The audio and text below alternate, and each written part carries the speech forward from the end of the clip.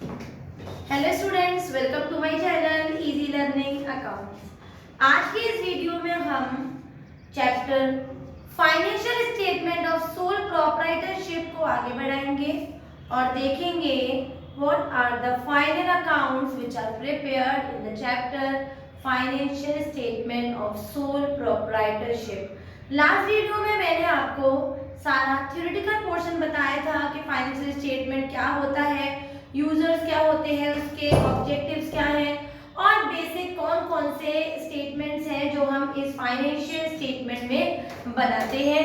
आज हम उसके जो स्टेटमेंट्स बन रहे हैं, अकाउंट बन रहे हैं, उनको एक एक करके समझेंगे और देखेंगे format of trading and P&L account. तो शुरू करते हैं।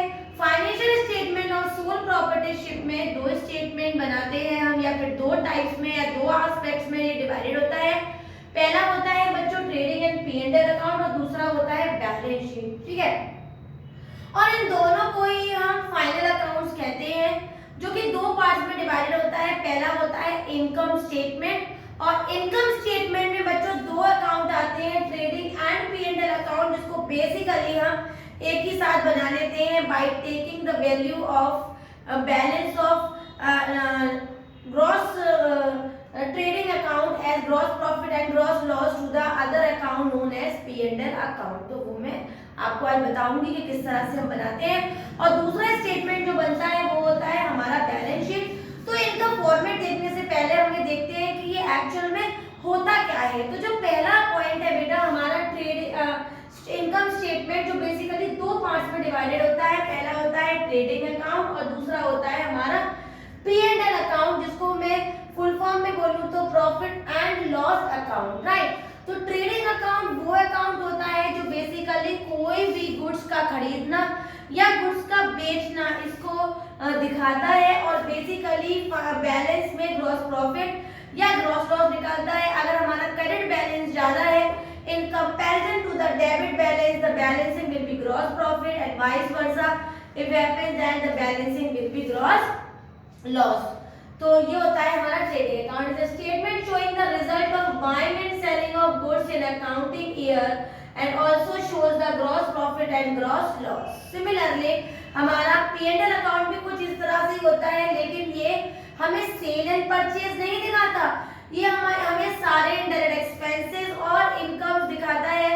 और उनको आइडेंटिफाई करने के बाद, उनका डिटेल्स दिखाने के बाद, अगर हमारा income side that is the credit side nominal rule के अकॉर्डिंग अगर हमारी ज्यादा होती है तो बैलेंसिंग ग्रॉस नेट प्रॉफिट की करते होती है हमारी ऑन द डेबिट साइड, और अगर हमारी डेबिट बैलेंसिंग ज्यादा है तो क्रेडिट पे बैलेंसिंग कर देते हैं हम नेट लॉस की, जो कि फर्दर हम बैलेंस शीट में वैल्यू ले जाते हैं। तो इसको डिफाइन करेंगे। It is statement prepared to show all the expenses and all the incomes of accounting period and also identify the net profit, जो कि हम डेबिट में बैलेंसिंग करते हैं, नेट लॉस जो कि हम क्रेडिट में बैलेंसिंग करते हैं of the accounting year, right. और दूसरा स्टेटमेंट जो हम बनाएंगे वो है हमारी बैलेंस शीट। हमारी अकाउंटिंग साइकिल का सबसे लास्ट पहिया है, ये लास्ट साइकिल है।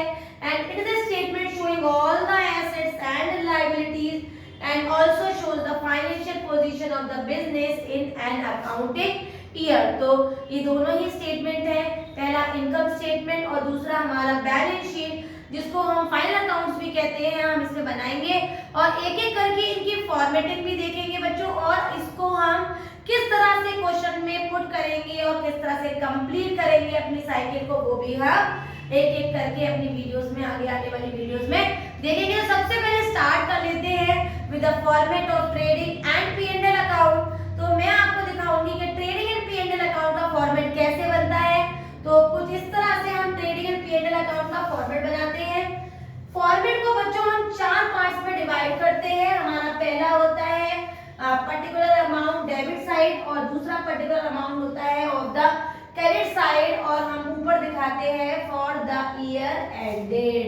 अगर ध्यान से देखें तो बहुत बहुत बहुत इजी फॉर्मेट है। अगर हम इसको मन से समझें तो सबसे पहले ऊपर लिखते हैं हम trading account, trading and P&L account, और नीचे दिखाते हैं उसके for the year ended on, और जो भी डेट क्वेश्चन में दे की है 31 मार्च, 31 दिसंबर, उसको जो भी है उसको हम लिख देते हैं।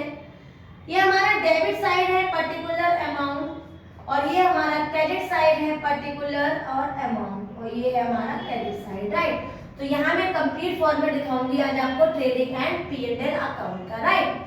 तो सबसे पहले शुरुआत करते हैं हम टू ओपनिंग स्टॉक से।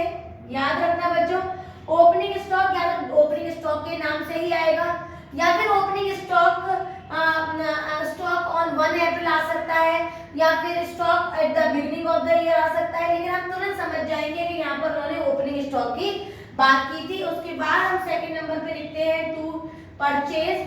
परचेज में बच्चों हमेशा याद रखना, अगर क्वेश्चन में परचेज डायरेक्टली गिवन है तो उसको बाहर लिख देंगे, और अगर नहीं डायरेक्ट गिवन है तो लेस करेंगे परचेज रिटर्न या फिर रिटर्न आउटवर्ड, और इसका माइनस करके वैल्यू को हम बाहर दिखाएंगे। उसके बाद आ जाएंगे हम यहाँ पर बाय सेल पे। क्वेश्चन में अगर केवल सेल दे रखा है तो उठा के बाहर लिख देंगे, और सेल के साथ अगर क्वेश्चन में रिटर्न भी दे रखा है तो उसको रिटर्न करेंगे लेस सेल्स रिटर्न। इसका दूसरा नाम रिटर्न इनवर्ड भी होता है, उसको भी मैं लिख देती हूँ रिटर्न इनवर्ड या फिर रिटर्न आउटवर्ड। तो जो इनमें से वर्ड दे रखा हो कंसर्न वैल्यू में से माइनस करेंगे और वैल्यू बाहर चली जाएगी। तो यहाँ तक मुझे लग रहा है आपको मेरी यहाँ तक बात समझ में आई। ओपनिंग लिख दिया, परचेज में से रिटर्न को माइनस करके दिखा दिया, सेल में से रिटर्न को माइनस करके दिखा दिया, और नेक्स्ट स्टेप में चलेंगे हम यहाँ लिखेंगे बाय क्लोजिंग स्टॉक। वो हमें ट्रायल बैलेंस के बाहर दे रखा होगा और वहां की वैल्यू उठाएंगे और यहाँ पर पुट कर देंगे। आगे बढ़ेंगे और यहाँ लिखेंगे टू डायरेक्ट एक्सपेंसेस। और डायरेक्ट एक्सपेंसेस में कुछ अलग से आइटम्स मैं अपनी नेक्स्ट वीडियो में आपको बताऊंगी कि कौन कौन से आइटम्स हैं जो डायरेक्ट एक्सपेंसेस के अंदर आते हैं। उनको मैं सेपरेट वीडियो बनाने वाली हूँ जिसमें मैं आपको सारे एक्सपेंसेस के बारे में अलग से आइडेंटिफाई करूंगी, ताकि कभी भी आपको क्वेश्चंस में ये प्रॉब्लम ना आए कि ये चीज डायरेक्ट में आनी थी या इनडायरेक्ट में। तो वो जो आइटम्स मैं आपको बताऊंगी उनको हम ढूंढेंगे और यहाँ लिख देंगे उनकी वैल्यू और ऐड करके बाहर दिखा देंगे वैल्यू। मैं एक नाम बता देती हूँ आपको, जैसे रॉयल्टी है, जैसे वेजेस है, और कैरेट इनवर्ड है, फ्राइट इनवर्ड है, डॉग चार्जेस है। मतलब ये समझ लो बच्चों, जो भी हमारे ऑफिस के खर्चे होते हैं वो सारे के सारे हमारी वैल्यूज यहाँ आ जाएंगी और उसको हम डायरेक्ट एक्सपेंसेस नाम से यहाँ दिखाएंगे। मैंने फिर बताया, इसकी अलग से मैं अपनी नेक्स्ट वीडियो बनाऊंगी जिसमें मैं आपको वर्ड्स बताऊंगी क्या क्या डायरेक्ट में आ रहे हैं, क्या इनडायरेक्ट में आ रहे हैं, और उनको अलग से दिखाऊंगी। तो अभी हमने ये सीखा, सबसे पहले हमने ओपनिंग स्टॉक लिखा, परचेज में से रिटर्न को माइनस किया, वैल्यू दिखाई, सेल में से रिटर्न को माइनस किया, वैल्यू दिखाई, क्लोजिंग स्टॉक दिखाया, और जो डायरेक्ट एक्सपेंसेस क्वेश्चन में हमें दिखे हैं हमने उनके यहाँ पर नाम लिखे, अंदर वैल्यू लिखी, ऐड किया और बाहर। इतना काम करने के बाद बच्चों हम दोनों साइड वैल्यू को ऐड करेंगे। एडिशन हमेशा दोनों का एक ही साथ होना चाहिए, देखकर ही हमें मालूम पड़ जाएगा कि हम हाईएस्ट बैलेंसिंग किधर की साइड है। फॉर एग्जांपल, अगर क्रेडिट साइड की बैलेंसिंग ज्यादा है और डेबिट साइड की बैलेंसिंग कम है तो ज्यादा वाली बैलेंसिंग हम दोनों साइड लिखेंगे और बैलेंसिंग करेंगे ग्रॉस प्रॉफिट सीडी और transfer to P&L account, right. और अगर इसका उल्टा कर दें कि अगर हमारी डेबिट की बैलेंसिंग ज्यादा और क्रेडिट की बैलेंसिंग कम है तो ज्यादा वाली वैल्यू दोनों साइड लिख देंगे और बैलेंसिंग करेंगे by gross loss CD, CD माने carry down, transfer to P&L account, right. ये तो हम सबको कंफर्म पता है कि इधर ग्रॉस प्रॉफिट की बैलेंसिंग होगी और ग्रॉस लॉस की बैलेंसिंग होगी, तो दोनों में से कोई एक बैलेंसिंग करेंगे और उसको ब्रॉट डाउन करेंगे। तो अगर ग्रॉस प्रॉफिट आया है तो मैं लिखूंगी by gross profit brought down. Brought down मतलब मैंने इस वैल्यू को यहाँ पर ब्रॉट डाउन कर लिया, राइट। उसके जस्ट नीचे हमें लिखना है बाय इनकम्स एंड गेन्स। ये मेरा P&L अकाउंट शुरू हो गया है बच्चों, मैंने अंडरलाइन किया है इसको, और यहाँ पर लिखा मैंने टू इनडायरेक्ट एक्सपेंसेस और यहाँ पर भी मैंने अंडरलाइन कर लिया, राइट। अब जितने भी क्वेश्चन में इनडायरेक्ट एक्सपेंसेस आपको लग रहे हैं कि ये इनडायरेक्ट एक्सपेंसेस हैं, उनके नाम यहाँ पर लिखेंगे, कंसर्न्ड वैल्यूज यहाँ पर लिखेंगे बच्चों, सबको ऐड करेंगे और वैल्यू आ जाएगी हमारी बाहर। सिमिलरली जितने भी क्वेश्चन में आपको लग रहे हैं कि ये हमारी इनकम्स हैं, उनका नाम लिखेंगे, उनकी वैल्यूज लिखेंगे, सबको ऐड करेंगे और वैल्यू आ जाएगी बाहर, ठीक है। एक बात और समझ लेते हैं, हमने क्या किया, हमें ट्रेडिंग में ग्रॉस प्रॉफिट से बैलेंसिंग की या ग्रॉस लॉस से, तो मैंने जो एज्यूम किया है कि क्वेश्चन में हमारी मान लो ग्रॉस प्रॉफिट की बैलेंसिंग हुई है। बैलेंसिंग को हमने ब्रॉट डाउन कर दिया, यहाँ से हमारा P&L शुरू हो गया अकाउंट और ऊपर का हमारा ट्रेडिंग अकाउंट था। हमने इसके नीचे हेडिंग डाली बाय इनकम्स एंड गेन्स, और क्वेश्चन में जितने भी इनकम्स एंड गेन्स हमें दिखेंगे, जिसको मैं बताऊंगी वो कौन कौन से होते हैं, उनके नाम लिखे, उनकी वैल्यूज लिखी, ऐड करके बाहर लिख दी मैंने, एक बार में कॉमन वैल्यू बाहर ऐड करके दिखा दी।